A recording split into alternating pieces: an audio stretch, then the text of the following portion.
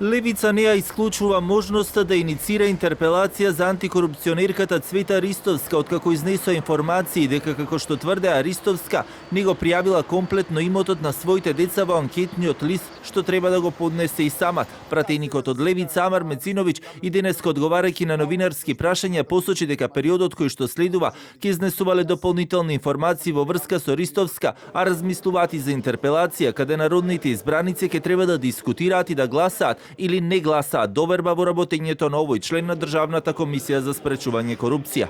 Ние сме во серијал на објавување на скандали поврзани со Комисијата за заштита од корупција, тоест антикорупцијската комисија. Овој серијал ќе продолжи и ќе резултира со институционална иницијатива на Левица. Да, за сега, мислам, јавноста може да го следи серијалот, затоа што и понатаму имаме информации кои можеме да ги изнесеме. Јас ќе нагласам дека јавното обвинителство може да постапи во меѓувреме, но да, нашиот серијал ќе заврши со институционална иницијатива.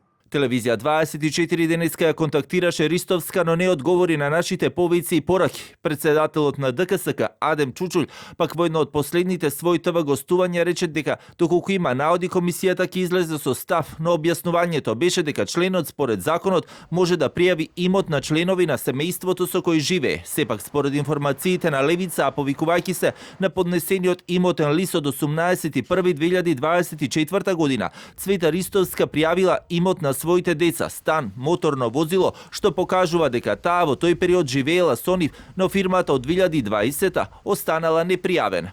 Анкетните листови на антикорупционерите се прегледуваат секоја година, но останува нејасно како фирмата, како што тврдеше Левица, останала непријавена. Од Левица и денеска побараа институциите да пристапат кон расветлување на случајот и на вакви слични, почнувајќи откако што велат самата антикорупцијска која изминатиот период беше под лупата на јавноста и со поранишната председателка Татјана Димитровска, која си поднесе оставка откако се отвори случај против неа за оддавање на службена тајна и компјутерски фалсификат.